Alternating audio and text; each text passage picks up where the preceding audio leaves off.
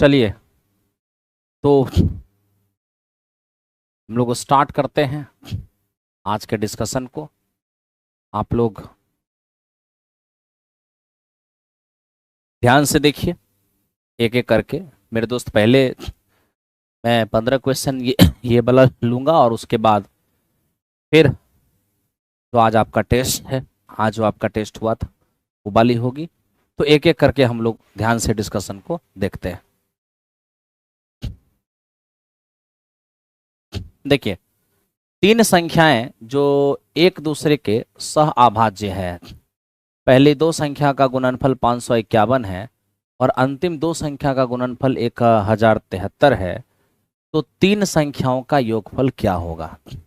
अब आप थोड़ा सा मेरे दोस्त ध्यान से इस चीज को समझिए। क्या? देखिए, सबसे पहली बात क्या है कि तीन संख्या आपस में को प्राइम है। ए, बी और सी आपस में को प्राइम है। ठीक है। पहले दो का गुणनफल और मेरे दोस्त अंतिम दो का गुणनफल, जब भी हम बात करते हैं, अगर तीन संख्या आपस में को प्राइम होती है तो उसमें कुछ भी कॉमन नहीं होता है। तीन संख्या आपस में को प्राइम होती है तो उसमें कुछ भी कॉमन नहीं होता है। ठीक है। लेकिन जब हम पहला दो को गुना, एक के अलावा कुछ भी कॉमन नहीं, जब पहला दो को गुना किए और अंतिम दो को गुना किए तो दोनों में हमें एक चीज कॉमन कॉमन दिख गया, और वो कॉमन क्या है? बी हमारा कॉमन है। ठीक है। हम देख रहे हैं कि पहला दो का गुणनफल 551 और अंतिम दो का गुणनफल जो है वो 1073 है। वो 1000 क्या है? 73 है। अब मेरे दोस्त देखो, पहला दो के गुणनफल और अंतिम दो के गुणनफल में कुछ कॉमन है जो बी नजर आ रहा है, तो निश्चित तौर पर इसमें बी का गुना इसमें भी है, बी का गुना इसमें भी है, यानी इन दोनों में कुछ ना कुछ कॉमन है। अब कॉमन पार्ट को कैसे फाइंड करेंगे? तो HCF से। तो हमें इन दोनों का HCF लेना होगा, और इतना मेरे दोस्त गैप है कि यहाँ पर हमें कॉमन लेना ही होगा। अब आप ये देखिए, 551 को हम 551 से अगर कॉमन करते हैं तो ये हमारे पास दो हो जाएगा, ये हमारे पास दो हो जाएगा, और ये हमारे पास, ठीक है, ये हमारे पास कितने हो जाएंगे? 5 हो जाएंगे। ठीक है, देख लिया आपने, 522 आ गया। अब ये 522 यहाँ पर 551 कितनी बार में जाएगा मेरे दोस्त? ये हमारा एक बार में जाएगा। अब ये हमारा 9 हो जाएगा, ये हमारा 2 हो जाएगा। ठीक है। अब यहाँ से क्या होगा वो जरा देखिए, इसको लेके आ जाइए 522 को।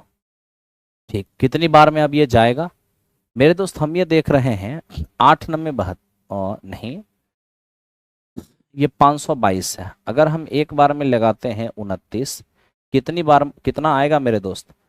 तो हम यहाँ पे देख पा रहे हैं कि ये हमारा 3 हो जाएगा और ये हमारा 2 हो जाएगा, ये हमारा 2 हो गया। अब कितनी बार में? तो मेरे मित्र 9 9 81 और 9 दूनी 18। ठीक है, 18 और 8 ज़्यादा हो जाएगा। 8 8 बार में अगर लगाते हैं तो 8 9 72 होगा, 8 दूनी 16 7 23 हो जाएगा। ठीक है, सॉरी, 8 दूनी 16 और 7 मेरे मित्र 23 हो जाएगा। कहानी खत्म। यानी आपने आंसर गलत आया है टेलीग्राम पे। अनुपम, क्या क्वालिटी अच्छा नहीं है? किस चीज की क्वालिटी अच्छा नहीं है मेरे दोस्त? ध्यान दो, अब देख रहे हैं 29 कॉमन आ रहा है। अब 29 कॉमन आ रहा है तो मेरे दोस्त इसका मतलब 29 इसमें भी है और 29 मेरे दोस्त इसमें भी है। तो ठीक है, 29 कॉमन आ गया, तो लीजिए 29 एकम 29 यहाँ रह गया। और मेरे भाई, जैसे ही इसमें से हम 29 को हटाते हैं, ध्यान से चीज को समझिए, तो ये हमारे पास क्या बच जाएगा? ये बच जाएगा हमारे पास 15 में 9 गया तो 6 और 4 में 2 गया 26, ये हमारा 1 हो गया। कितनी बार में जाएगा? 9 बार में। 9 9 81 और 9 दूनी 18 8 26, बिल्कुल।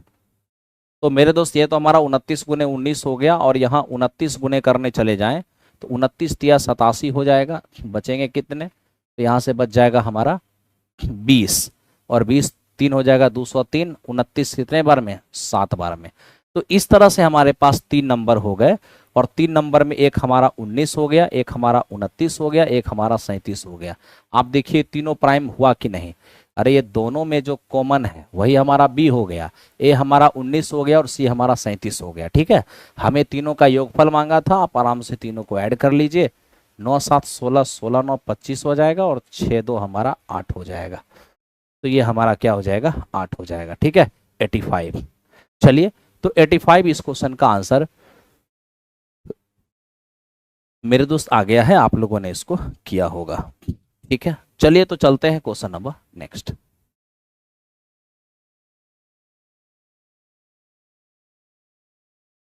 अब थोड़ा सा इसको ध्यान से देखिए।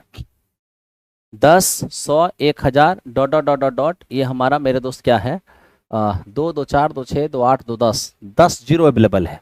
हमें कह रहा है कि बताओ इसको अगर जोड़ेंगे तो अंत में कितने शून्य आएंगे। मेरे मित्र आप कॉमन सी बात है, जरा सोचो। ये 10 है, ये हमारे पास 1000 है, ये हमारे पास 10 है, 100 है, 1000 है, ये हमारे पास 10,000 है। इसी तरीके से मेरे दोस्त ये बढ़ता जब चला जाएगा, ठीक है, तो ऐड करने पर क्या होगा, ये हमारा 0 होगा, 1 होगा, 1 होगा, 1 होगा, 1 होगा, 1 होगा, 1 होगा, dot dot dot dot dot. ठीक है, अब जो भी हो आगे 10 जीरो तक जोड़ना है, आप जोड़ दीजिए। हमको सिर्फ ये देखना है कि लास्ट में शून्य कितने होंगे। केवल एक शून्य होंगे, और एक शून्य हमारा हो गया ये, और यही इस क्वेश्चन का आंसर हो गया।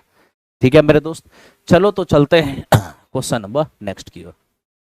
अब मेरे दोस्त इसको देखो, ये क्या है। अब हमें हमारे पास 2 इक्वेशन दिया हुआ है, हमें कहा कि इनके बीच का मेरे दोस्त एंगल क्या होगा। तो इनके बीच का हमारा एंगल क्या होगा, थोड़ा सा हमको इसको समझना है। तो मेरे दोस्त अगर हम इसको समझते हैं तो सबसे पहले आपको ये पता होना चाहिए कि पॉइंट ऑफ इंटरसेक्शन पर कितने डिग्री के कोण बनेंगे। तो पॉइंट ऑफ इंटरसेक्शन पर कितने डिग्री के कोण बनेंगे, यहाँ देखिए, पॉइंट ऑफ इंटरसेक्शन पर कितने डिग्री के कोण बनेंगे। मान लीजिए थीटा डिग्री के कोण बनेंगे। अब पॉइंट ऑफ इंटरसेक्शन पर थीटा डिग्री के कोण बनेंगे, ये हमारा स्लोप क्या है, m1 है। ये हमारा स्लोप क्या है, ये हमारा m2 है। ठीक है, तो इस थीटा का मान क्या होगा, उसी थीटा का मान क्या होगा, तो ये हमारा टेन थीटा बराबर m1 plus m1 minus m2 और बाई 1 प्लस m1 m2। ये मेरे दोस्त हमारा यहाँ का क्या हो गया, थीटा हो गया।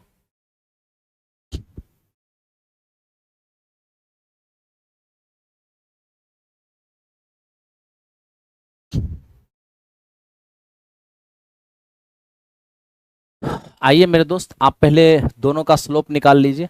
आप इसका स्लोप निकाल लीजिए और इसका भी निकाल लीजिए। अब इसका स्लोप निकालिएगा तो माइनस में x का गुणांक, ठीक है, और बटे y का गुणांक। तो ये हमारा कितना हो जाएगा, m1 हमारा √3 हो जाएगा। ठीक है, और m2 क्या हो जाएगा मेरे दोस्त, माइनस में x का गुणांक और बटे y का गुणांक, ये हमारा 1/√3 हो जाएगा।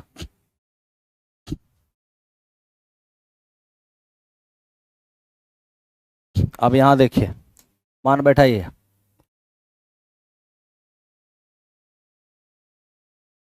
√3, और मेरे दोस्त m2 क्या है हमारा, 1/√3 बाई 1 प्लस m1 m2।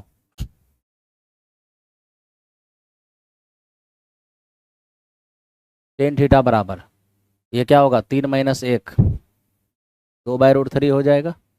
और नीचे ये √3 से √3 कट गया, तो मेरे दोस्त ये नीचे हमारे पास यहाँ पर 2 ही रहेगा। अब ध्यान से आप देख लो कि टेन थीटा बराबर 1/√3 हो जाएगा, जो टेन में कितने डिग्री का मान है, जो टेन में 30 डिग्री का मान है। अब टेन में 30 डिग्री का मान है, थीटा बराबर 30 डिग्री। अब थीटा बराबर 30 डिग्री है ना मेरे दोस्त, ध्यान से देखो,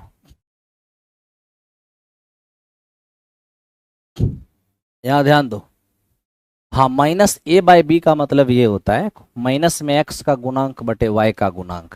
तो x कहीं भी लिखा होगा तो कोफिशिएंट ऑफ x लिखना है, कोफिशिएंट ऑफ y लिखना है। जैसे कि ये आपका ax और प्लस by और c बराबर 0 है, यदि हमें इसका स्लोप चाहिए होगा तो आपको सिंपल सा ध्यान रखना है, माइनस में x का कोफिशिएंट और बाई मेरे दोस्त क्या y का गुणांक, y का गुणांक। देख लिया आपने, कहीं से कोई दिक्कत है नहीं। अब मेरे दोस्त देखो यहाँ पे यहाँ पर कभी कभी आपसे ऑब्ट्यूज एंगल मांगता है, ऑब्ट्यूज यानी अधिक कोण। और अधिक कोण हम कैसे फाइंड करते हैं?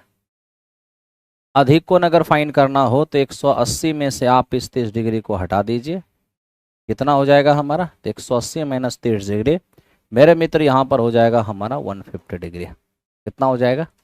150 डिग्री। कब? जब अधिक कोण पूछेगा तब। ठीक है, चलिए मेरे दोस्त चलते हैं नेक्स्ट क्वेश्चन पर। नेक्स्ट क्वेश्चन को ध्यान से देखिए। अब यहाँ पर आप ध्यान से देखिए, अरे कोई बात नहीं है, आप m1 माइनस m2 लिखिए चाहे m2 माइनस m1 लिखिए, कोई फर्क ही नहीं पड़ता है, मॉड के कारण वो पॉजिटिव हो जाएंगे। ठीक है ना। उस रेखा का समीकरण ज्ञात करें जो 4x प्लस 3y बराबर 111 पर लंब है और 3,2 से होकर गुजरती है। मेरे दोस्त हम ये देख पा रहे हैं कि एक लाइन है जो 3,2 से पास कर रही है, ठीक है, और एक ऐसे रेखा पर जाके लंब हो जा रही है जिसका समीकरण हमारा 4x प्लस 3y बराबर 111 है।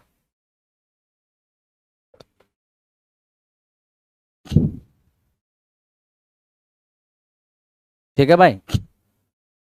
अब देखो यहाँ पे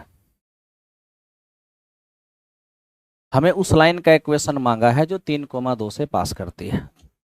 तो मेरे दोस्त 3,2 से पास करती है, जानते हो जो लाइन 3,2 से पास करेगी ना उसको 3,2 सेटिस्फाई भी करेगा। तो जरा सेटिस्फाई करा के देखिए। 3,2 बिल्कुल ये सेटिस्फाई नहीं हो रहा है, 3,2 इसको भी नहीं कर पा रहा है मेरे मित्र। 3,2 3,2 यहाँ 3 और यहाँ पे 2, तो 12 में 6 गया, 6 इसको सेटिस्फाई कर रहा है। और 3,2 यहाँ करते हैं तो यहाँ बिल्कुल भी सेटिस्फाई नहीं कर रहा है। यानी ऑप्शन नंबर बी इस क्वेश्चन का क्या हो गया? आंसर हो गया। लेकिन अगर आप मेथड से बनाना चाहते हैं तो कैसे आप मेथड से बना पाएंगे उसको देखिए। सबसे पहले मेरे दोस्त आप यहाँ देखिए, ये हमारा m1 है और ये मेरे दोस्त हमारा m2 है। ठीक है, अब ध्यान से आप देखिए m1, एकदम ध्यान से आपको देखना है मेरे दोस्त। क्या ध्यान से ये देखना है कि एक लाइन 3,2 से पास कर रही है ना, अगर इसका स्लोप मिल गया तो इक्वेशन तुरंत निकाल लेंगे। और इसका स्लोप मिलेगा कैसे? तो जब दो रेखा एक दूसरे पर परपेंडिकुलर हो तो स्लोप का प्रोडक्ट जो है वो हमारा -1 होता है। ठीक है, अब देखिए आप इसका स्लोप निकाल लीजिए। इसका स्लोप निकालिएगा माइनस में x का गुणांक और बटे में y का गुणांक। ठीक है, तो ये हमारा m1 है -4/3 और बराबर -1। -1 बराबर क्या होगा? ये 3/4 हो जाएगा।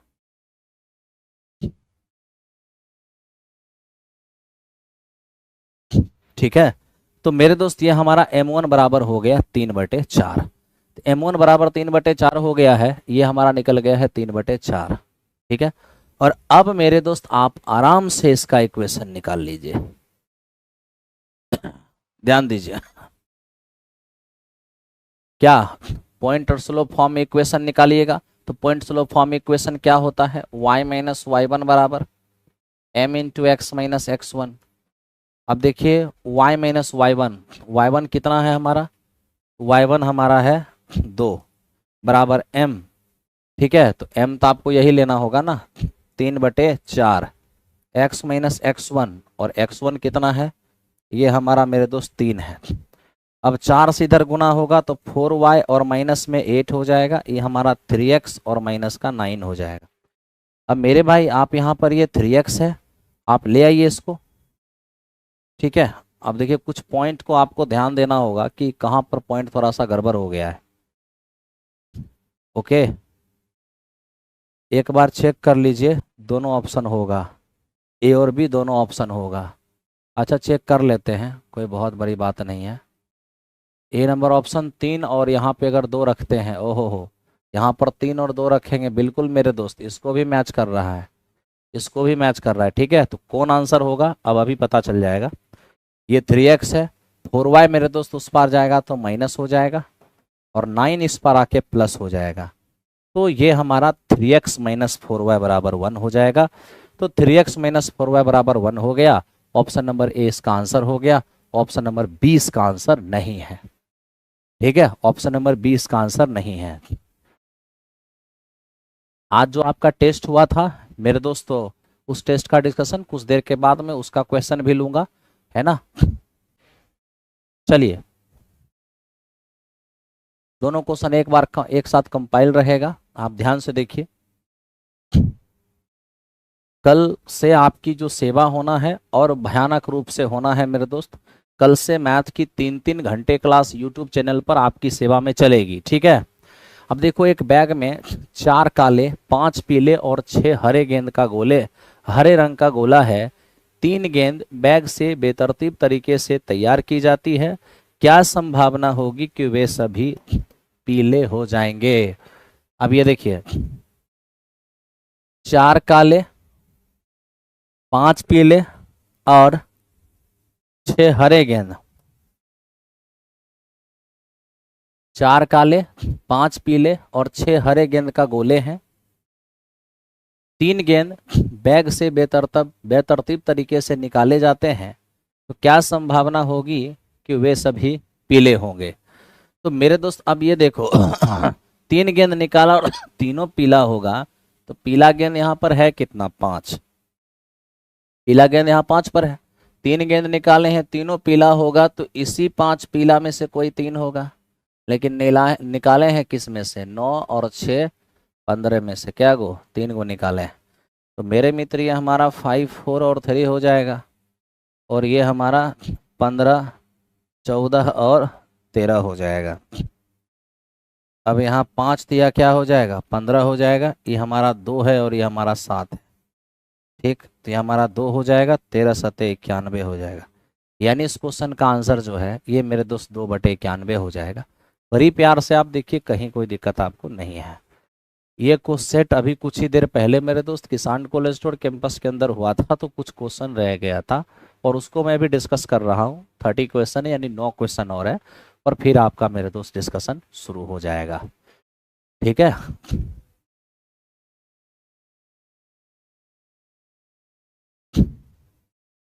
अब आप इसको थोड़ा सा ध्यान से देखिए। एक परीक्षा में 5 अंक हर सही उत्तर के लिए दिए जाते हैं और 2 अंक प्रत्येक गलत उत्तर के लिए मेरे दोस्त काट लिए जाते हैं। राकेश सभी प्रश्नों का जवाब दिया है और 30 अंक प्राप्त किया है। हालांकि उसे 10 सही उत्तर मिले हैं। ठीक है, तो उसने कितने गलत उत्तरों का चयन किया था, सबसे पहले ये बताइए। अब मेरे दोस्त ये सिंपल सी बात है, मैं आपको ये बात पूछता हूँ क्या, अब यहाँ पर क्वेश्चन कितने हैं ये तो सबसे पहले आपको पता ही नहीं है। ओके, उसने कितने गलत उत्तरों का चयन किया था, तो इसने एक बात हमसे कह दिया है कि सर इसने 10 सही उत्तर का मेरे दोस्त चयन किया है। हम मान लेते हैं कि कुल प्रश्न जो है ना मेरे दोस्त, कुल प्रश्न ये हमारे पास x हैं। अब इस x में 10 का अगर आपने सही उत्तर चयन किया है तो पक्का 10 माइनस सॉरी x माइनस 10 प्रश्न ऐसे होंगे जिनका आपने गलत उत्तर चयन किया होगा। बिल्कुल बिल्कुल किया होगा। अब मेरे दोस्त आप यहाँ ये देखिए, 5 अंक सही उत्तर के लिए दिए जाते हैं। अगर 10 सही था तो 5 नंबर सही उत्तर के लिए सही के लिए मिलता तो 50 मिल जाता। आप कहोगे हाँ जी सर। और मेरे दोस्त जो गलत उत्तर होंगे उसको -2 नंबर दिए जाएंगे। जैसे ये हमारा गलत है ना, तो इस यहाँ पर उसको -2 नंबर दिए जाएंगे।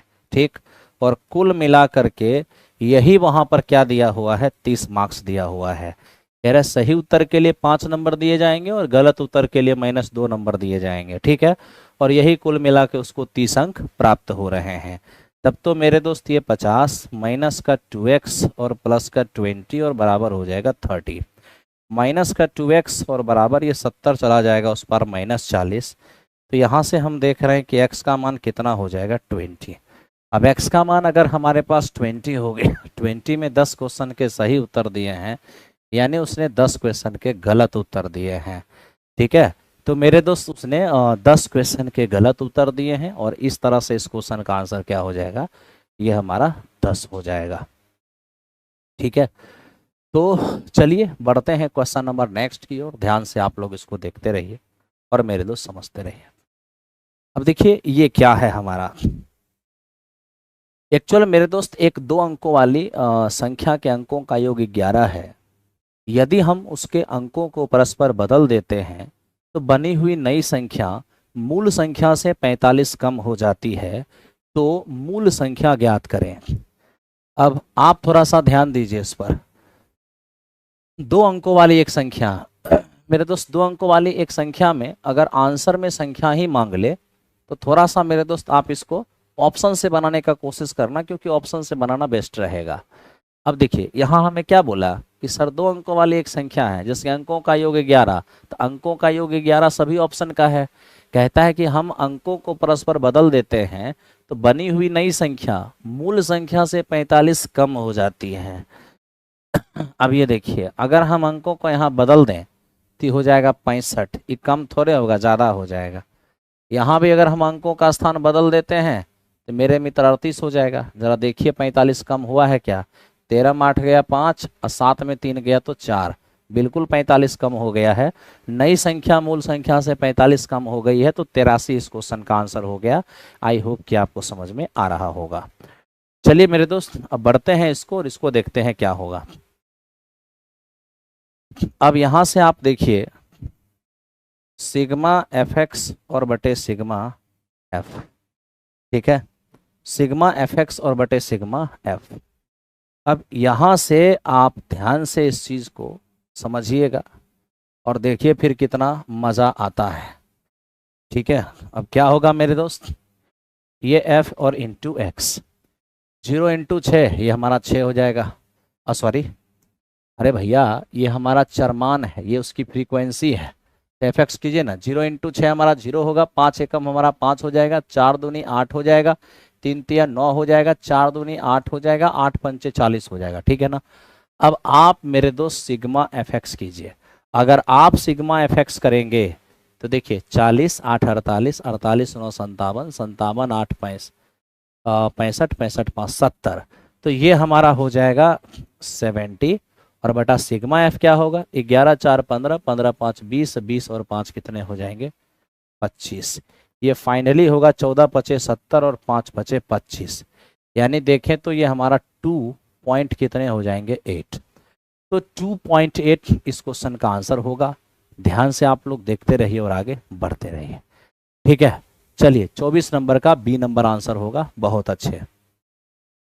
अब मेरे दोस्त आप इसको थोड़ा समझिए, ये क्या है, हमारे पास एक त्रिघात बहुपद है जिसके शून्य ए बी और सी हैं।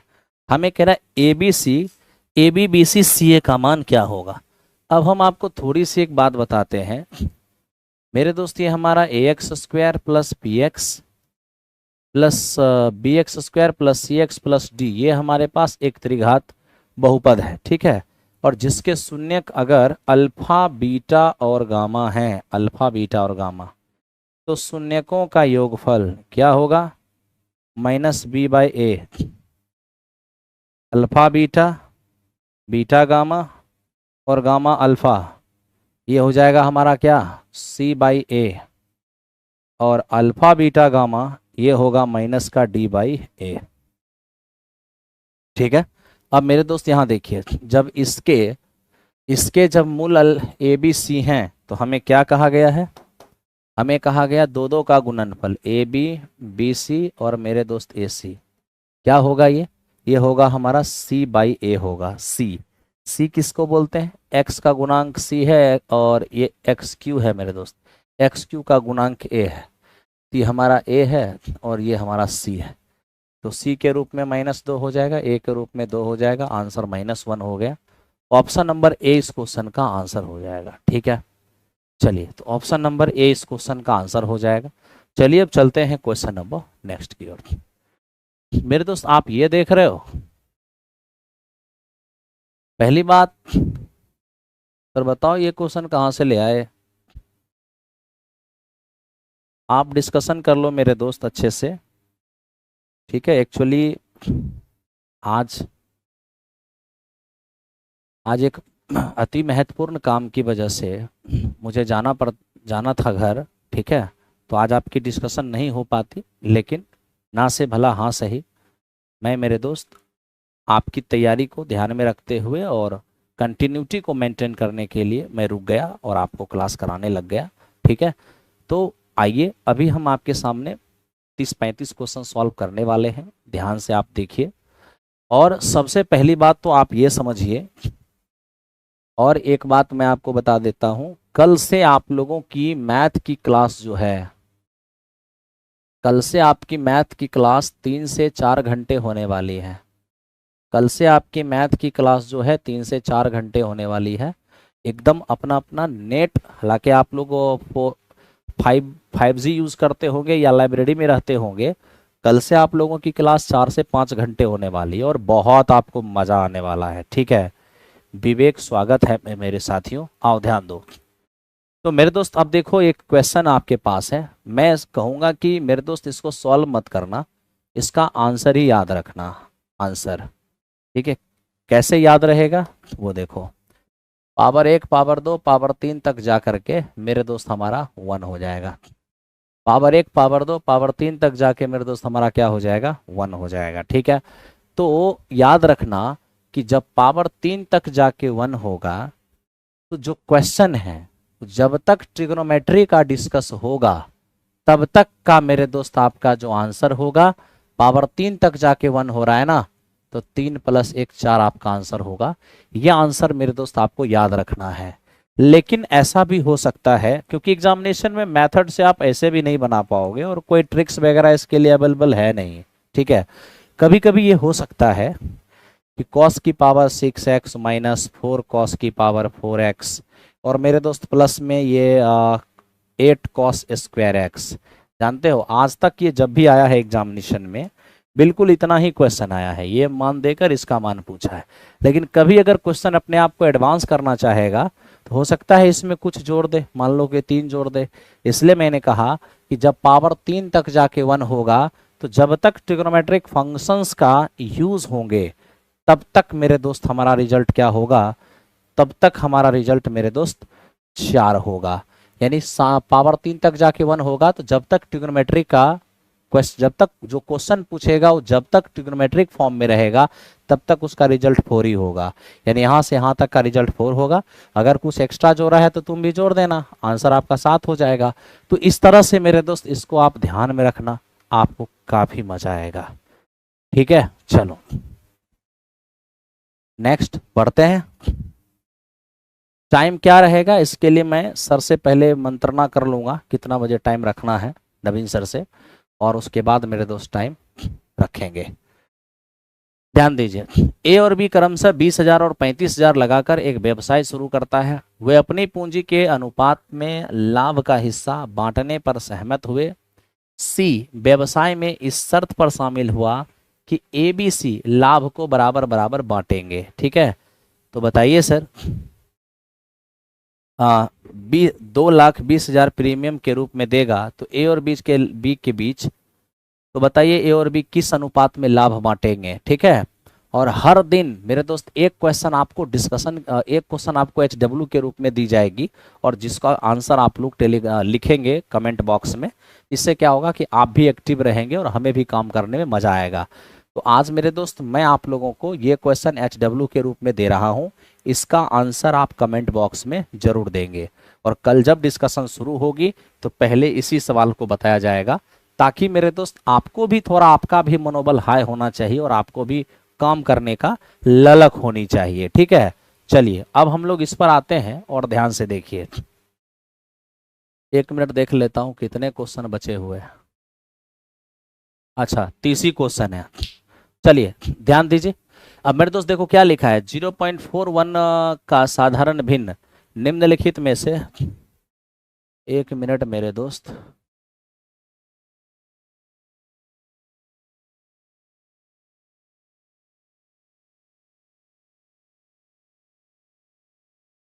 ओ, ध्यान दीजिए, ध्यान दीजिए आप लोग।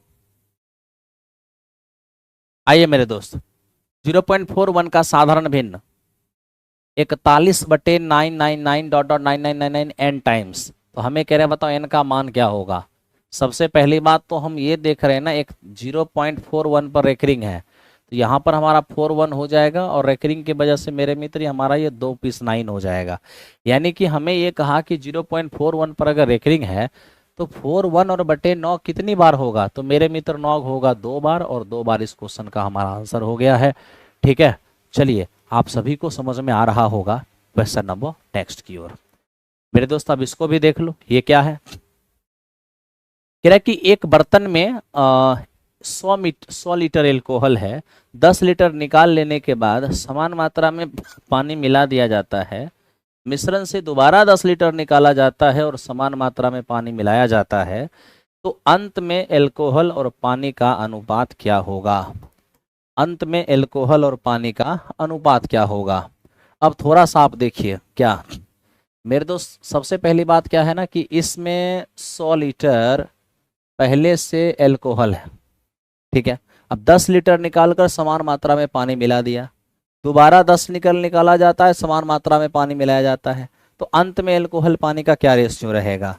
तो पहले से एल्कोहल है ना, आप पानी डालोगे, ध्यान दो, एल्कोहल निकालोगे पानी डालोगे, एल्कोहल निकालोगे पानी डालोगे, तो धीरे धीरे एल्कोहल की मात्रा घटेगी, और जिसकी मात्रा घटेगी उसी के रेस्पेक्ट में क्वेश्चन बनेंगे। ठीक है, तो मेरे मित्र देखो, शेष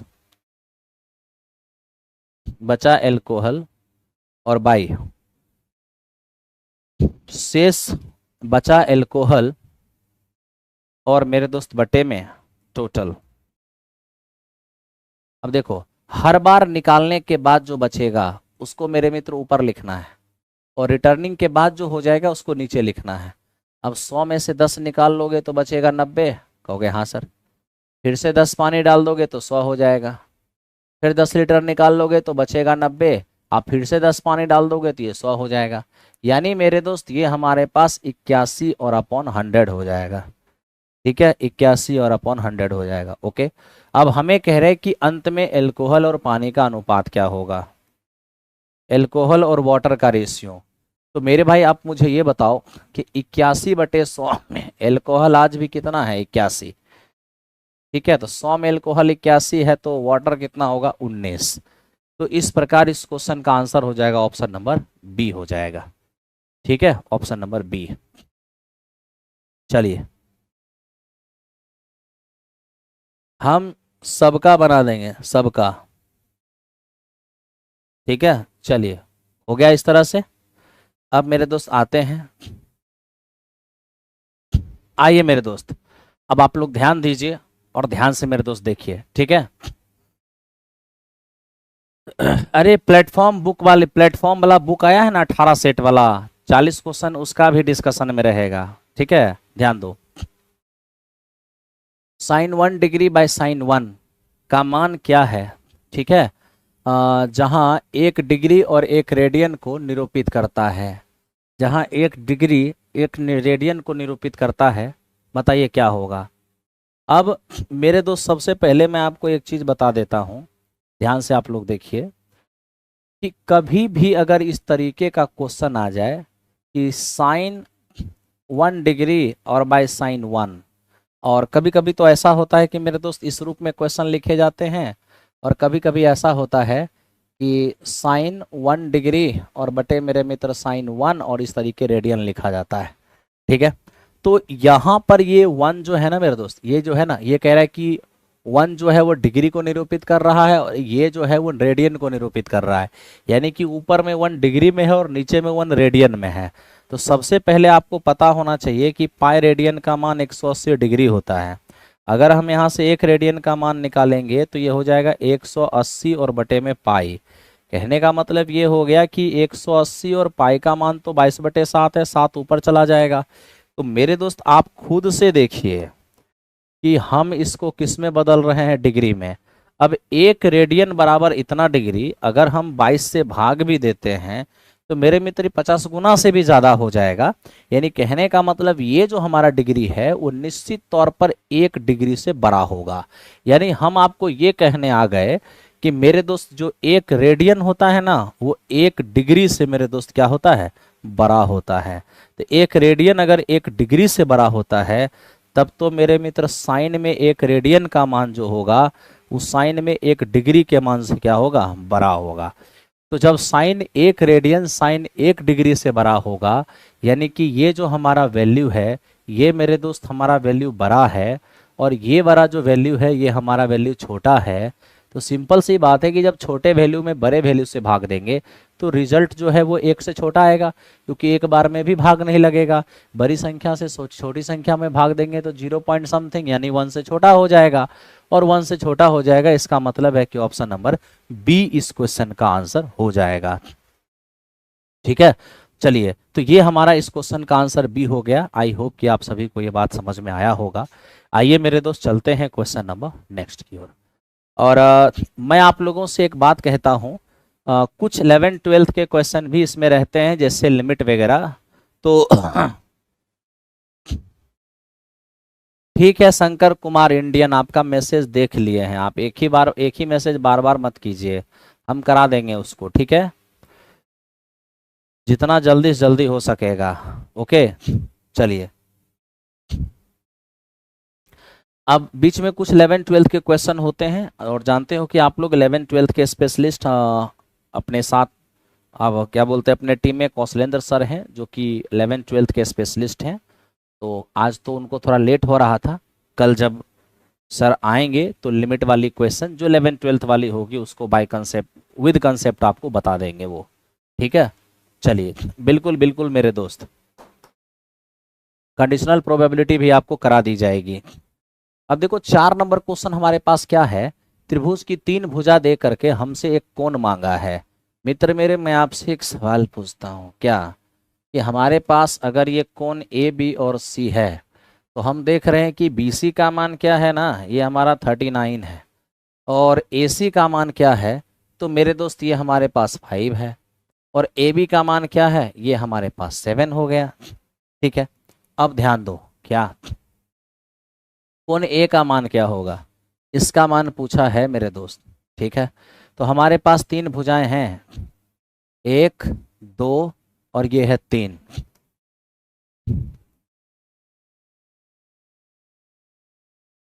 यहां पर 3 भुजाएं हैं मेरे दोस्त, ध्यान से आप देखो, और 3 भुजा देकर एक एंगल मांगा है। 3 भुजा का एक एंगल के साथ जो रिलेशन होता है वो मेरे दोस्त कॉस का होता है। कॉस ए बराबर क्या होगा, कॉस ए बराबर हो जाएगा, कॉस ए बराबर आसपास के भुजा के वर्गों का योगफल, आसपास के भुजा के वर्गों का योगफल और माइनस कोण के सामने का भुजा का वर्ग और बटे 2 इंटू आसन्न भुजा का गुणनफल। अब ये हमारे पास देख रहे हैं कि कॉस ए ये हो गया हमारा 49 और 5 का स्क्वायर 25 और माइनस ये हमारा 39, ये कितना हो जाएगा मेरे दोस्त, ये 14 पचे 70। अब थोड़ा ध्यान दीजिए कि ये 9 में से 9 गया 0 और 4 में से 3 गया 1 यानी कि 10। तो मेरे मित्र ये हमारे पास क्या बकवास है, अरे भैया 49 और 39 का डिफरेंस 10 का है ना, 10 जोड़ देंगे 35, 35 बटे 70। फाइनली हम देख रहे हैं कि कॉस ए बराबर हो जाएगा 1/2, जो कॉस में कितने डिग्री का मान होगा, 60 डिग्री का मान, ए का मान 60 डिग्री होगा, π/3 इस क्वेश्चन का आंसर हो जाएगा। ठीक है, π/3 इस क्वेश्चन का आंसर हो जाएगा। आई होप कि आप सभी को ये बात समझ में आ रहा होगा। ओके चलिए मेरे दोस्त बढ़ते हैं नेक्स्ट क्वेश्चन पे।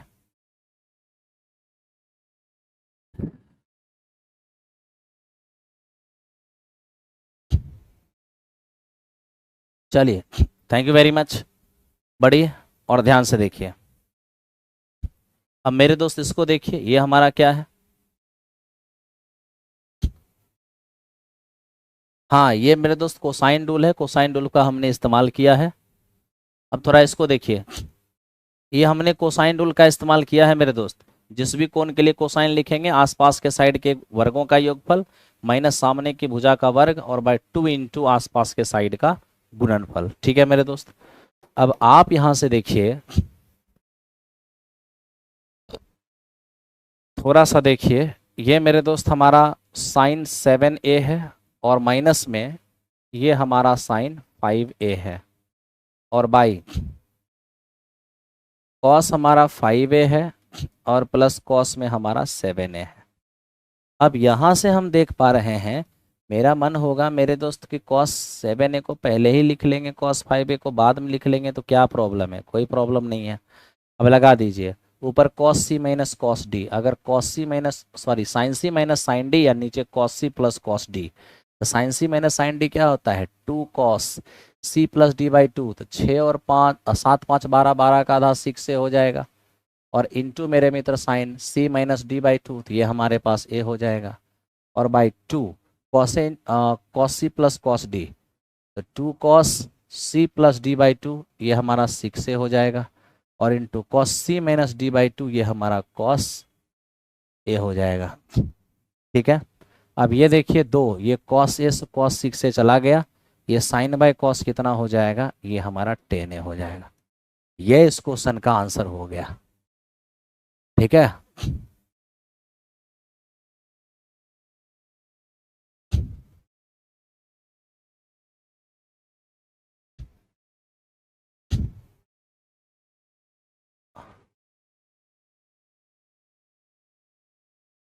चलो मेरे दोस्त, अब देख लो ना मेरे दोस्त, यहाँ देखो sine C minus sine D क्या होता है?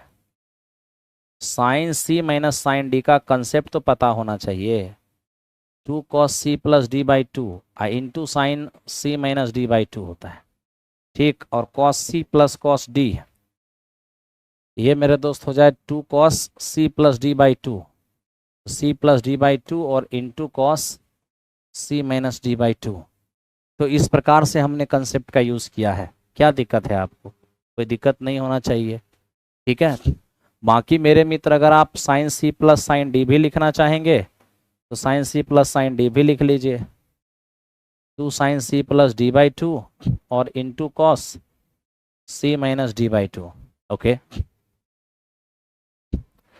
अब आप यहाँ पर देखिए, यहाँ पर ध्यान से कि मेरे दोस्त ये कॉस सी और माइनस कॉस डी बराबर ये क्या हो जाएगा? 2 sine C plus D by 2 और into sine D minus C by 2। ठीक है, डी माइनस सी बाई 2। ये 4 कंसेप्ट हैं, ये चारों कंसेप्ट को आप लोग ध्यान से देखिए और मेरे दोस्त चलिए। ठीक है, चलिए अब चलते हैं क्वेश्चन नंबर नेक्स्ट की ओर। अब इसको मेरे दोस्त देखिए, ये क्या है? कह रहा है कि ताश की एक गड्डी, ध्यान से समझो, ताश की मेरे दोस्त गड्डी से ये दृक्षया एक पत्ता खींचा जाता है, इसके लाल होने की क्या संभावना होगी? ठीक है भाई, तो ताश की गड्डी से ये दृक्षया एक पत्ता खींचा जाता है, इसके लाल होने की प्रोबेबिलिटी क्या होगा? तो मित्र मेरे थोड़ा सा ध्यान से देखना, ताश के 52 पत्ते में से आपको पता होना चाहिए कि 26 पत्ते लाल होते हैं और 26 पत्ते मेरे दोस्त काले होते हैं। तो ज़्यादा दिमाग लगाना नहीं है, एक पत्ता निकालें, अगर वो लाल होगी तो प्रोबेबिलिटी क्या होगा? लाल होगा तो किस में से होगा? 26 में से कोई होगा, और निकाले हैं 52 में से, यानी कि 1/2, 1/2। ठीक है, अब आगे बढ़ते हैं, इस क्वेश्चन को देखते हैं। मेरे दोस्त ये क्या है, इसको थोड़ा समझिए। ये कहता है कि 2 समांतर रेखाओं, मेरे दोस्त कल से मैं आपको कहा ना, कल से पूरा मेरे दोस्त एक कहते हैं ना जी जान एक कर दिया जाएगा, लेकिन आपकी सेवा में कोई कमी नहीं रखी जाएगी। ठीक है, बिल्कुल बिल्कुल प्लेटफॉर्म के वॉल्यूम 2 का सॉल्यूशन करवाएंगे, हम करवाएंगे मेरे दोस्त, कल से हम करवाएंगे। आपकी सेवा में कोई कमी नहीं रखा जाएगा, लेकिन एक शर्त है, आप लोगों को भी अधिक से अधिक संख्या में लाइव आना पड़ेगा और कम से कम 1K प्लस आप लोगों को लाइव रहना है, तब जाकर के मेरे दोस्त कल से हमको क्लास कराने में बहुत मजा आएगा, ठीक है। और एकदम कुर्सी, कहते नहीं कि एकदम कुर्सी की पेटी बांध ली जाएगी, बिल्कुल बांध करके तुम रहना मेरे दोस्त। और कल से मैं 3 से 4 घंटे तुम्हारी सेवा में आऊंगा, और फिर देखना तुझे कितना मजा आता है मेरे दोस्त। हाँ, कम से कम 1K प्लस बच्चे को लाइव रहना होगा, और तब देखो क्या तहलका मचता है, ठीक है। हम आ रहे हैं एक बार फिर से 2.0 के अंदाज में, आपको काफी मजा आएगा। देखिए, सबसे पहले हमें कहा कि दो समांतर रेखाओं के बीच की दूरी क्या होगी। मित्र, मैं आपको एक चीज छोटा सा एक कंसेप्ट बताता हूं। दो लाइन एक दूसरे के पैरेलल हैं, जानते हो। मेरे दोस्त ध्यान से देखो, दो लाइन एक दूसरे के पैरेलल, समझने की कोशिश करना। दो लाइन एक दूसरे के अगर पैरेलल हो तो दो पैरेलल लाइन की पहचान क्या होता है, ax plus B Y plus C one बराबर 0, और मेरे दोस्त ax plus B Y plus C two बराबर 0। यानी आप कायदे से यही देख पाओगे एक्स वाई वाली टर्म जो है, एक्स वाई वाली टर्म, ये दोनों में मेरे दोस्त कॉमन सेम रहता है। एक्स वाई वाली टर्म दोनों में सेम रहता है, ठीक है। तो एक्स वाई वाली टर्म दोनों में सेम रहता है, C1 C2 अलग रहता है। इनके बीच की अगर आपको डिस्टेंस निकालना है तो ध्यान से देखिए, C1 माइनस C2 और बाई रूट के अंदर ये हमारा a स्क्वायर और प्लस बी स्क्वायर, ठीक है।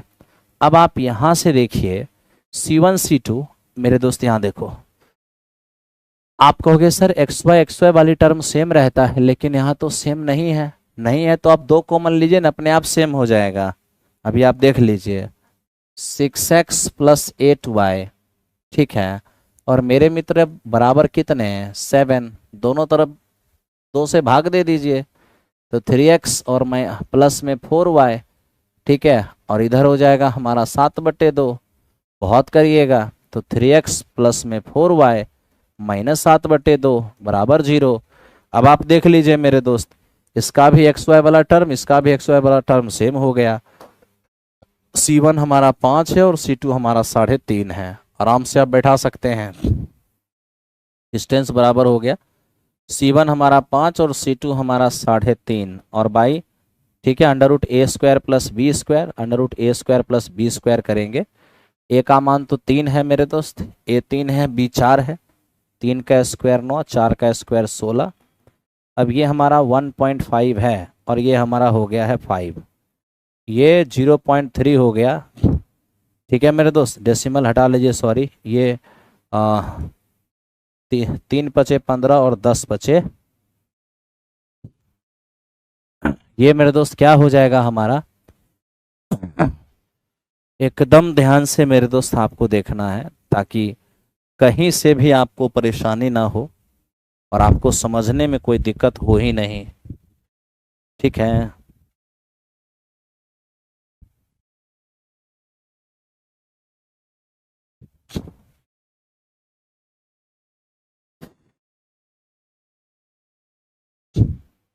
देखिए, अब इसको अगर हम ध्यान से देखें तो 1/5 आने की कोई, हाँ मेरे दोस्त, 1/5 जो आपको आंसर दिया गया है, 1/5 आने की कोई संभावना ही नहीं है, ठीक है ना। ये हमारे पास 3.5 है, 7 जो होगा वो हमारा 3.5 हो जाएगा।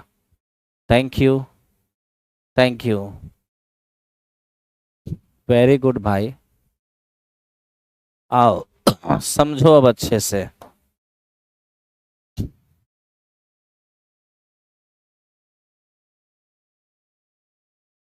चलो आगे बढ़ते हैं, नेक्स्ट क्वेश्चन, इसको देखो जरा सा, ये क्या है मेरे दोस्त। ये हमें कह रहा है कि किसी संदूक में 3 आम और 3 सेब हैं, ठीक है।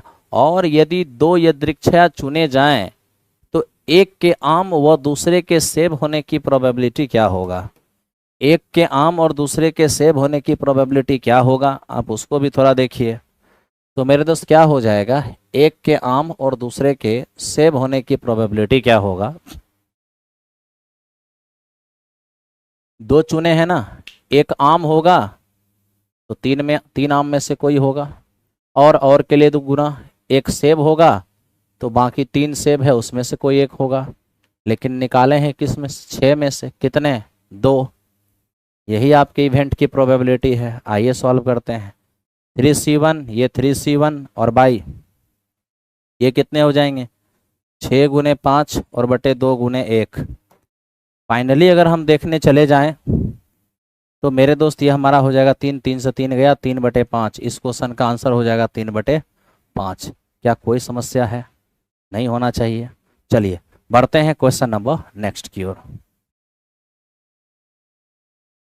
अब मेरे दोस्त इसको देखिए आप, ये क्या है, कह रहे 7, 9, 11, 13 और 15 का मानक विचलन क्या होगा, स्टैंडर्ड डेविएशन। ठीक है, स्टैंडर्ड डेविएशन निकालने से पहले, ठीक है, स्टैंडर्ड डेविएशन निकालने से पहले आपको वेरिएंस निकालना होगा।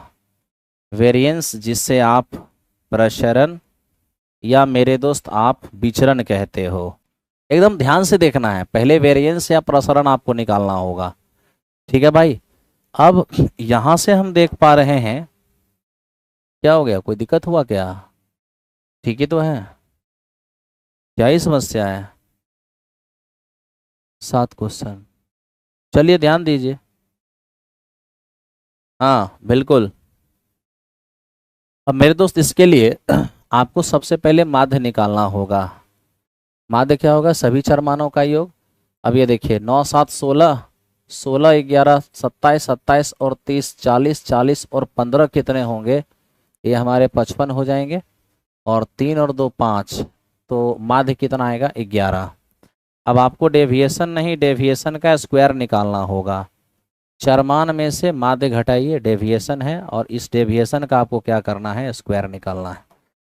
ठीक है, तो मेरे दोस्त जैसे ही हम निकाल रहे हैं, आप थोड़ा इस पे ध्यान दीजिएगा।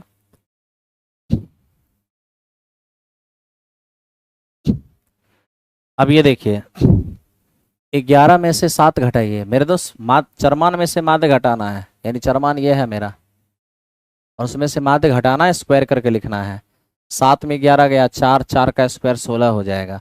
9 में 11 गया 2, 2 का स्क्वायर 4 होगा।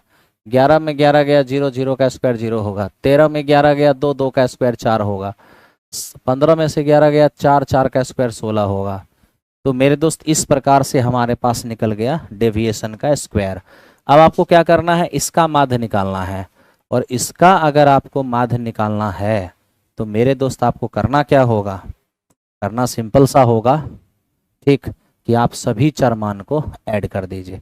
अगर आप सभी चरमान को ऐड करते हैं तो 20 और 20 हो जाएगा 40, और आपको भाग देना है 5 से। ठीक है, तो मेरे दोस्त जैसे ही आप डेविएशन के स्क्वायर का माध्य निकालिएगा तो ये हो जाएगा हमारा 8, तो ई हो गया मेरे दोस्त हमारा प्रसरण। ठीक है, लेकिन अगर मानक विचलन आपको निकालना होगा तो अंडर रूट वेरिएंस, यानी अंडर रूट 8 बोले तो 2√2 होगा। ऑप्शन 2√2 का मान 1.4 है। ठीक है, तो ये हमारा फाइनली हो जाएगा 4 दूनी 8, 2.8 हो जाएगा। अब 2.8 किसी ऑप्शन के अंदर है ही नहीं, तो हमारा आंसर तो मेरे मित्र 2√2 है, यानी ऑप्शन नंबर ई इस क्वेश्चन का आंसर है। ठीक है, अरे यार राम दयाल भाई, तुमको इतना मेमोरी काम नहीं कर रहा है यार, हैं, जरा भी एकदम एकदम बिल्कुल पढ़े लिखे है हो ही नहीं, बताओ तो। अब तुम देख रहे हो रूट के अंदर 25 होगा, तो 25 का वर्गमूल 5 ही ना होगा, हैं, ऊपर में 1.5 है, डेसिमल हटाएंगे तो नीचे 85 ना होगा जी। 25 का वर्गमूल 5 है, डेसिमल हटाए तो 0 हो गया, यानी कि हमारा 10 हो गया, 3/10। बताओ तो मिस्टर विवेक कुमार, ये C1 माइनस C2 ही होता है। अच्छा, ठहरो, कहीं पे लग रहा है गड़बड़ी कुछ हुआ है। ओ देखो यहाँ पे मेरे दोस्त, आपका जो C2 है ना, वो खुद ही आपका माइनस में 3.5 है वहाँ पर। ठीक है, और ये मेरे दोस्त ये माइनस है, तो माइनस के कारण माइनस माइनस प्लस हो जाएगा मेरे दोस्त, और माइनस माइनस जब ये प्लस हो जाएंगे तो ये हमारे पास हो जाएंगे 8.5 और बाई में 5। ठीक है, तो यहाँ से हमारा आंसर हो जाएगा 17 × 5 = 85, और मेरे मित्र ये 10 × 50। ये 17/10 हो जाएगा मेरे दोस्त। आंसर ठीक है, आंसर बिल्कुल ठीक है, आंसर ई ही होगा, लेकिन ये हमारा 17/10 हो जाएगा। बिल्कुल ये 17/10 हो जाएगा। यहाँ पर एक वहाँ का जो C2 है ना माइनस में होगा, और C2 माइनस में जब डालोगे तो माइनस माइनस प्लस हो जाएगा। चलिए मिस्टर विवेक धन्यवाद, बढ़ते हैं नेक्स्ट। अब मेरे दोस्त इसमें तो कोई समस्या नहीं है। अब यहाँ पर आप अगर सोच रहे हो कि 2.4 हमारा होना है, तो 2.4 होने का कोई स्कोप नहीं है। आगे बढ़ते हैं, ठीक है। चलो अब मेरे दोस्त इसको देखते हैं। ये दोस्त मेरे क्या है, यदि समीकरण इतना क्या कह रहा है कि मूल समांतर श्रेणी में है, तो बताइए सार्व अंतर क्या होगा। ये हमारे पास एक त्रिघात समीकरण है। त्रिघात समीकरण की पहचान है ax³ plus bx² plus cx और प्लस d बराबर क्या 0। मेरे दोस्त अब इसके मूल, तो इसके जो मूल हैं एक्चुअल में मूल अल्फा बीटा और गामा कहते हैं। तो आज हमें कहा है कि तीनों मूल एपी में है, तो तीनों मूल एपी में होने का मतलब एक a माइनस डी हो जाएगा, एक a हो जाएगा, a प्लस डी हो जाएगा, क्योंकि जब तीन चीज एपी में होंगे तो वो तीन चीज यही होगा। ठीक है मेरे दोस्त। अब हमें कह रहा है कि बताइए सार्व अंतर यानी डी का मान क्या होगा। तो हम यहाँ पर दो काम करेंगे। क्या, पहले तो मूलों का योगफल निकालेंगे। मूलों का योगफल माइनस b/a होता है। आज हम इन सब को अगर जोड़ते हैं तो d से d खत्म हो जाएगा, a प्लस a ये हमारा 3a हो जाएगा बराबर माइनस मेरे दोस्त b। तो b देखिए तो b है -12, तो यहाँ पर हम रख देंगे मेरे दोस्त -12, और बाई में a के रूप में क्या है यहाँ पर 1, तो ये 1 हो जाएगा। तो 3a का मान हमारा 12 हो जाएगा, तो a का मान कितने हो जाएंगे मेरे दोस्त 4 हो जाएंगे। लेकिन हमें a तो चाहिए नहीं, तो क्या, तो एक और स्टेप लेना होगा। क्या, मूलों का गुणनफल, ये होता है मेरे दोस्त माइनस d/a। अब इन तीनों को गुना करेंगे तो a minus D into A plus B और साथ में a है, तो ये हमारा हो जाएगा a माइनस डी, ये a, और ये हमारा हो जाएगा a प्लस डी, और बराबर माइनस d/a। तो माइनस और d हमारा खुद ही है -28, और बाई a, तो a के रूप में क्या है, a के रूप में 1 है। अब ये देखिए a minus B into A plus B, तो ये हमारा हो जाएगा a² और माइनस का b², और साथ में मेरे दोस्त a है, तो a हमारा पास 4 है, और बराबर हो जाएगा यहाँ पे 28। अब देखिए 4 का स्क्वायर 16 माइनस d², ये हो जाएंगे हमारा 7, यानी कि d² का मान हो गया 16। तब तो d 16 और माइनस में 7 यानी कि 9, तो d² का मान 9 होगा, तो d का मान ±3 हो जाएगा। तो इस प्रकार मेरे दोस्त इस क्वेश्चन का आंसर हमारा हो जाएगा ऑप्शन नंबर सी। ठीक है,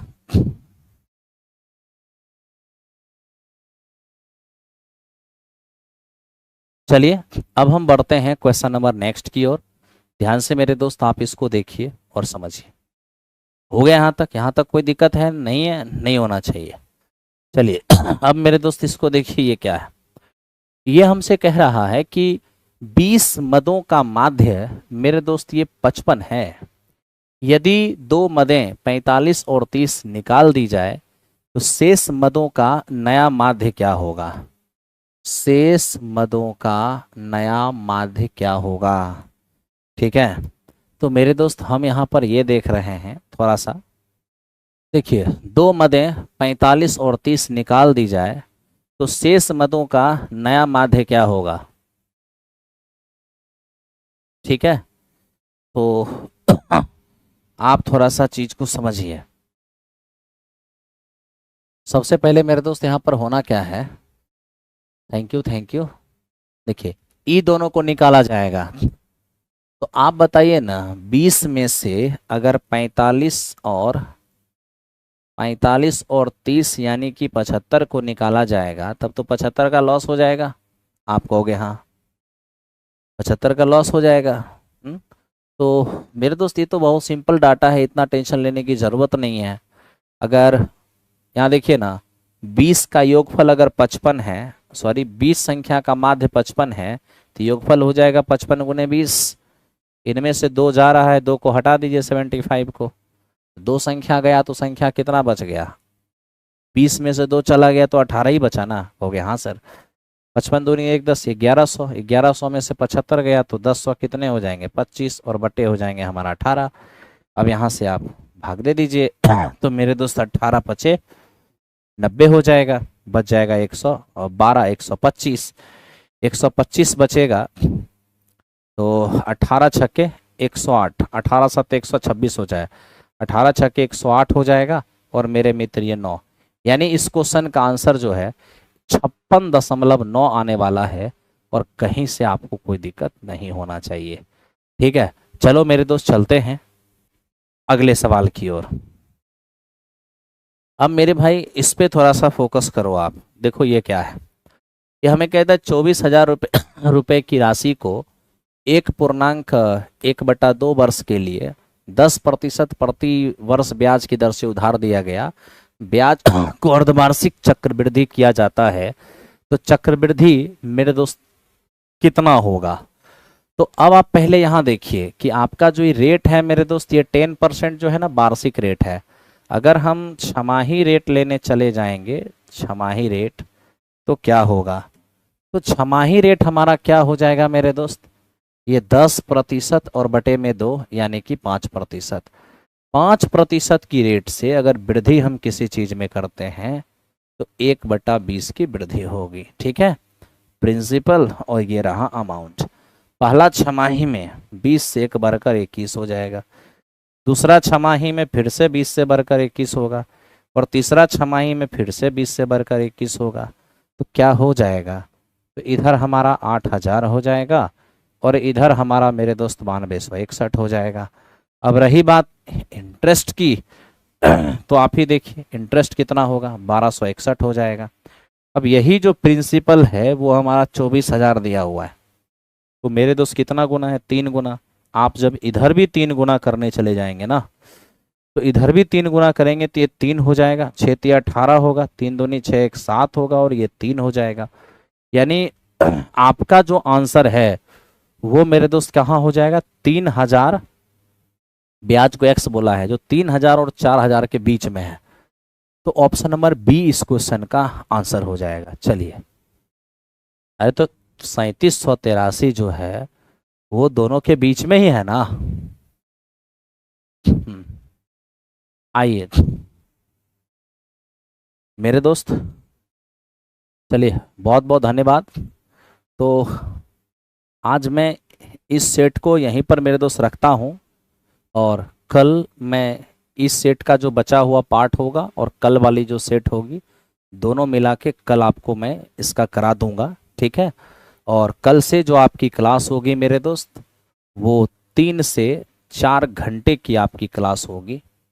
ठीक, बहुत मज़ा आने वाला है। ओके, एक ज़रूरी काम से मुझे जाना था लेकिन मैं गया नहीं, क्योंकि आपका सॉल्यूशन में मेरे दोस्त, आपकी प्रिपरेशन को कंटिन्यूटी मेंटेन करना मेरा काम है। ठीक है, इसलिए मैं आपके सामने लाइव हो गया। बाकी आप लोग को बहुत बहुत धन्यवाद। कल से आप लोग हज़ारों हजार की संख्या में लाइव आइएगा। ठीक है, गुड नाइट मेरे दोस्त। ये अभी जो सेट चल रहा है, सेट नंबर 15 का जो बच गया पार्ट, और सेट नंबर 16, चूँकि आप लोग कह रहे हैं कि इसका सारा आंसर ही आपको उलटफेर हो जा रहा है, तो कोई बात नहीं, हम उसको भी चेक कर लेंगे, आप टेंशन नहीं लेना। ठीक है, कल मिलेंगे हम लोग। Thank you, good night.